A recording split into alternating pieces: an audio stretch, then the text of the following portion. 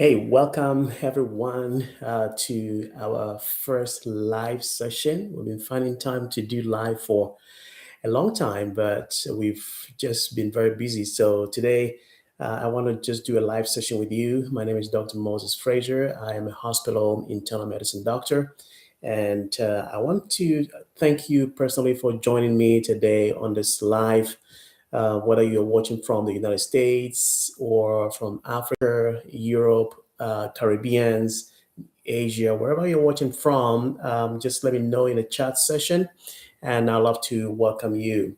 I'd love to welcome you. Today's topic, we're going to talk about a topic that affects a billion of people on the planet Earth. Yes, you had me right. About a billion of people suffer from this particular topic we're going to discuss today.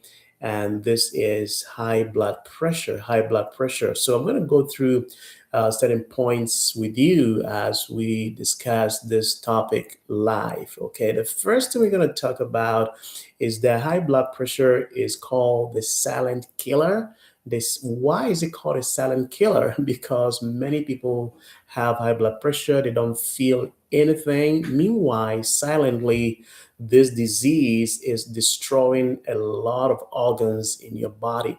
So, on today's live episode, we will talk about why blood pressure matters, some of the common myths that people have when it comes to high blood pressure, lifestyle changes that really works, blood pressure medications, and also we'll spend some time answering your question live. Now, a quick reminder, remember that everything that we are discussing today on this live session is only for educational purposes and should not replace advice from your own doctor. So let's begin. Why should you care about your blood pressure? Why should you care about your blood pressure? Now, patient often ask me. In fact, yesterday I had a free clinic in my city for the community, and people come in with high blood pressure, and they ask me this question: why is it that I don't feel my blood pressure? Is my blood pressure because I'm going to get a stroke or I'm going to have a heart attack?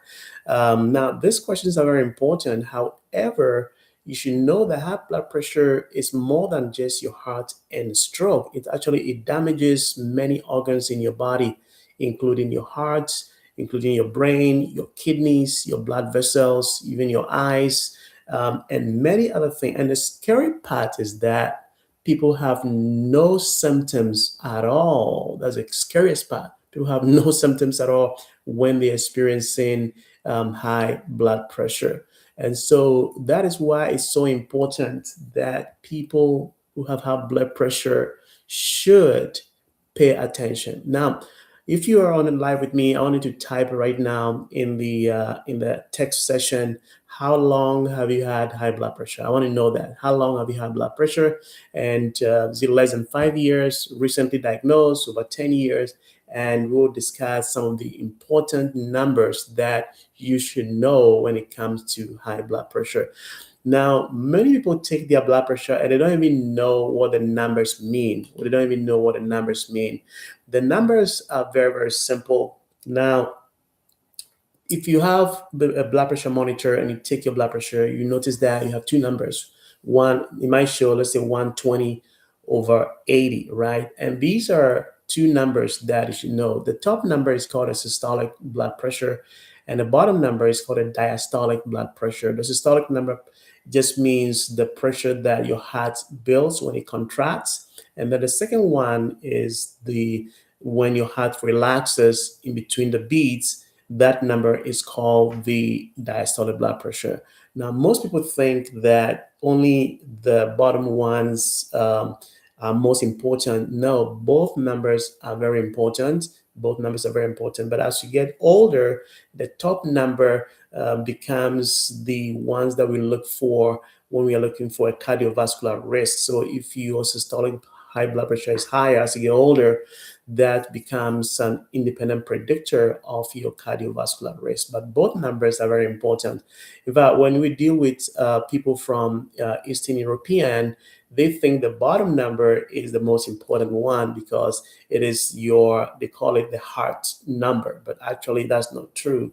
Both numbers actually matter. So what you're looking over time is that both numbers are under control.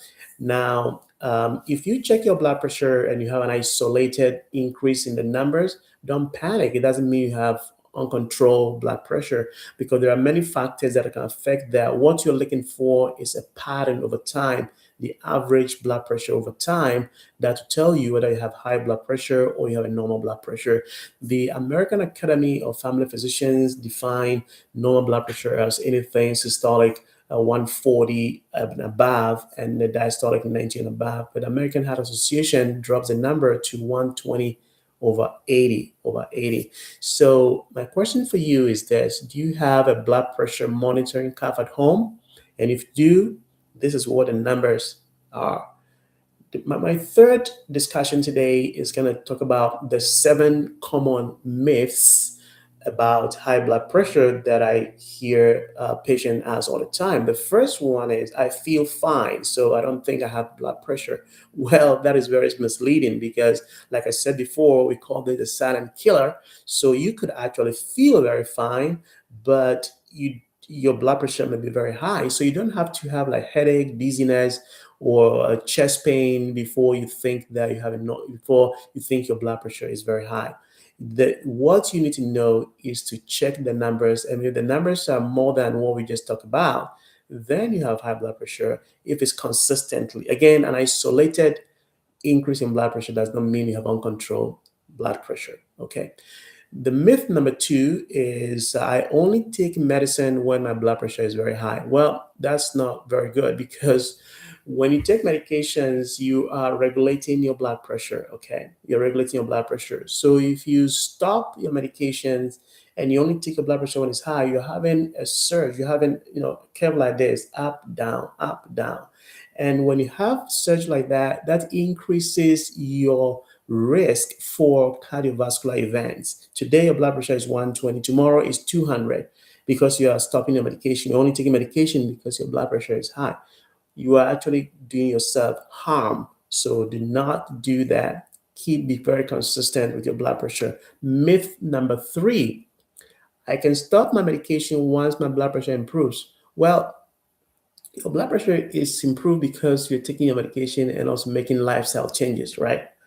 And that's why your blood pressure is normal. So if your blood pressure is normal and you stop your blood pressure, that means the medication will stop working and your blood pressure will go high. So do not stop your blood pressure medications even if your blood pressure is normal. Myth number four: sea salt is healthier. Oh yeah, I hear this all the time. In fact, people tell me that sea salt is healthier than Himalayan salt or other table salt. Now, all salts contain sodium. So it's the sodium content of the salt that is bad for you. When the sodium is very high, then it retains water fluid and your blood pressure goes high. Now, when you eat foods that are rich in potassium, they regulate that sodium balance, and it reduces blood pressure. That is why people who eat a lot of potassium-rich foods, their blood pressure is normal than those who don't eat potassium-rich food, which we'll talk about in another episode. Now, myth number five is that garlic, lemon, apple cider vinegar can replace medication. No, no, no, no. Those lifestyle medications and food will never replace your medication if you have significantly high blood pressure.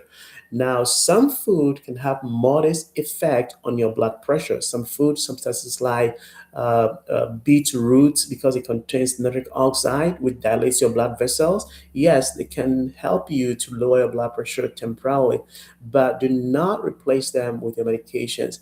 It is the combination of medication and lifestyle changes that will control your blood pressure. In fact, some people may have lifestyle changes when they have, blood pressure that is just mildly elevated, and that can control their blood pressure, and they may not need medications at all. So lifestyle changes, diet, exercise, and all that, sleep, those can help with your blood pressure. So they are not entirely not necessary. In fact, they are very necessary if you want to manage your blood pressure very well. The next myth that I hear is that only older people get high blood pressure. Well, that's not true. These days, because of lifestyle changes, people are on device for a long time. They are very sedentary, a lot of chronic stress. It has led to younger people now suffering from high blood pressure. Okay, and the myth number seven is that people say, oh, stress is the only reason why my blood pressure is very high. Yes, stress can temporarily raise your blood pressure. However, persistent hypertension is a combination of several factors like genetics, age, kidney disease, excess sodium intake, obesity, diabetes. Even people with sleep apnea can have high blood pressure. Yesterday in my clinic, I had a patient who has significant sleep apnea with high blood pressure, been taking a lot of medications, not working. So I sent him to the sleep lab to get, checked, and make sure that, they treat their sleep apnea, since that is going to help to lower their blood pressure. So let's talk about the next part. What are the five things that can naturally not have been proven to lower your blood pressure? The five things that naturally can lower your blood pressure. The first one that I can talk about is losing excess weight. In fact, as the studies have shown that losing 5 to 10% of your body weight can actually lower your blood pressure significantly. So excess weight must be lost. Number two, reducing your sodium intake. We talked about later on earlier that excess sodium from processed foods, from fast foods, restaurant foods, those can increase your blood pressure over time. So over time, you'll be eating yourself to high blood pressure. Okay, so watch what you eat, the fast foods, those can actually also lead to increased blood pressure over time. Now, so regular exercises, if you exercise anywhere from 20 to 30 minutes a day, over time, gradually, what you're doing is that as you exercise, you are dilating your blood vessels. So with time, if you're on medication, it can help also reduce your blood pressure. Or people with just a little bit of mild hypertension, lifestyle changes alone, weight loss, exercises, diet can regulate their blood pressure that they may not even require to be on blood pressure medications. Number four is limit alcohol. This is huge because alcohol intake, one drink is equal to 1 millimeter of mercury blood pressure raise. Yes, been proven by studies. And so if you take 5 drinks a day, that means if your normal blood pressure was 120, it's going to be 125. So we'll multiply that by 5 times a week. That's 25 points high. So if your blood pressure was 120 and you're drinking 5 drinks a day, every day, you're going to have like 145. So your blood pressure will go high. So limit excess alcohol intake. The last but not the least is get enough sleep. Poor sleep, and people with untreated sleep apnea is a risk factor for hypertension over the long period of time. Now, the next part I want to discuss is questions that I hear every day. I hear this from people every day, and I want to just go through over this with you before I give you the chance to ask me your question. The first one is, should I take my blood pressure in the morning or at night? This is something that people ask almost all the time. And the question is that um, most blood pressure medications, they work normally. Okay, most blood pressure medications. So the question is not the timing of taking your blood pressure, but it is the consistency of taking your blood pressure medications. If you are somebody who can stick to morning, just stick to the morning time and take your blood pressure. If you somebody who want to just stick to evening, do the evening time and take your blood pressure. There's really no difference. However, there are a group of medications that when you take them in the morning matters a lot. For example, if you're taking a diuretic like hydrocortisone, furosemide, spironolactone, you you want to take those ones in the morning, because if you take them at night, you'll be up all night peeing and you'll not be able to get enough sleep, which in turn will affect your blood pressure. And there are certain medications like lisinopril, Cozart. They belong to a group like AC inhibitors or ARBs. These medications work through a system in your kidney called the RAS system, RAAS. And the RAS system actually, the activation is peaked at night. So if you're taking this medication, somebody who has, for example, your blood pressure is very high at night, and you wake up in the morning, your blood pressure is very high, then taking those medication at nighttime will cause a peak in those the activation of that, and that can reduce your numbers significantly in the morning. People who take medications like nifedipine, amlodipine, those ones also, if you take them at night, people who suffer from leg swelling, mild leg swelling when you take them, the studies have shown that by taking them at night, you can reduce that side effect of leg swelling. So those medication, yes, you can take them at a certain time of the day. Things like metoprolol, it doesn't really matter. Beta blockers, it doesn't matter what time of the day you take it. The most important thing is sticking to the routine of being very consistent and not skipping doses. Now, the next question that I hear people ask me, can coffee or caffeine increase my blood pressure? Yes, caffeine can temporarily raise your blood pressure in some people, not all people. So before you check your blood pressure, and if you've taken coffee, make sure you wait at least 30 to 60 minutes before you check your blood pressure so you have the right numbers. The other question that I get is that if I lose weight, can I stop my blood pressure medication? Well, some people, when they lose weight, they can stop their blood pressure medications because their blood pressure gets so controlled that they don't need medication, or they can even lower the doses of their medication. So what I tell my patient is that if you've lost a significant amount of weight, like 5 to 10% of your body weight, I tell them, all right, let's work through the numbers. Let's reduce the dose of this medication first, and let's monitor your blood pressure at home, because those numbers are better at home than when you're in a doctor's office. Since people have what we call white coat hypertension, their blood pressure tends to go high when they see physicians. So I let them check their blood pressure at home, bring me the numbers, and then we work through the numbers together. If their blood pressure is very improved, we can reduce the dose. Then they come back. So over time, we can work through that, either reducing the doses of the medication or stopping some medications. And then, they eventually will require less medication because they've lost weight and they're maintaining the weight that they've lost. So there are some people that actually, when they lose weight, they may not require medication. As we work through the numbers, they may not require medication, and so you can stop it. So again, don't stop it on your own, but make sure that you work closely with your provider. The next question is that which blood pressure monitor do you recommend? Now there are two blood pressure monitors these days. There's one that is on your upper arm and the one that's on your wrist. I don't recommend the one on your wrist because the physiology of the blood pressure monitor when it was first created was geared towards putting it on your arm. So the wrist one is just, I think, is just commercial, making money. They think it's more convenient, but the real numbers you get will not be accurate when you compare to the one on your wrist, on your arm. So I prefer the one on your arm, and also prefer that you take your blood pressure with your bare arm. Don't wear clothes on it that affect it. And again, we'll talk about some of the techniques of measuring blood pressure rightly on one of our lives, so that we can demonstrate to you how to correctly measure your blood pressure.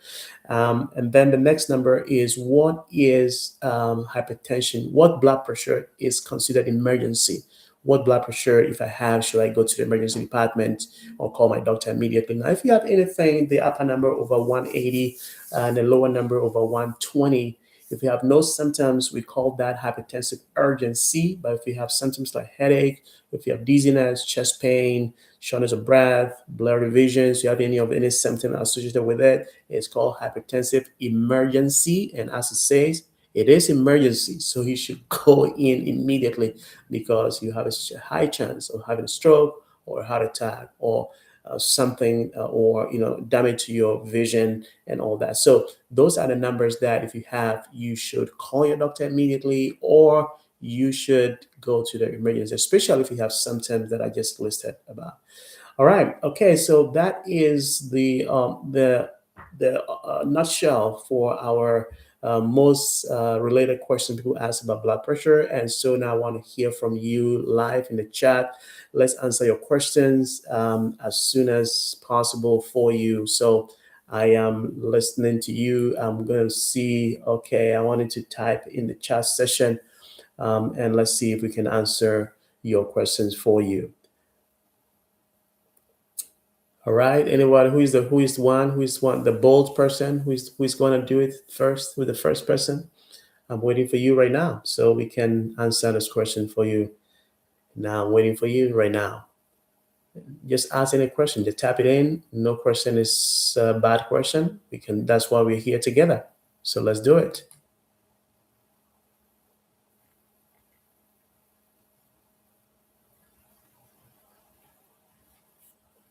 Now, remember, I cannot safely, diagnose your individual situation on the live stream, but I can explain the general medical principle to you, and then you can discuss that topic further with your provider.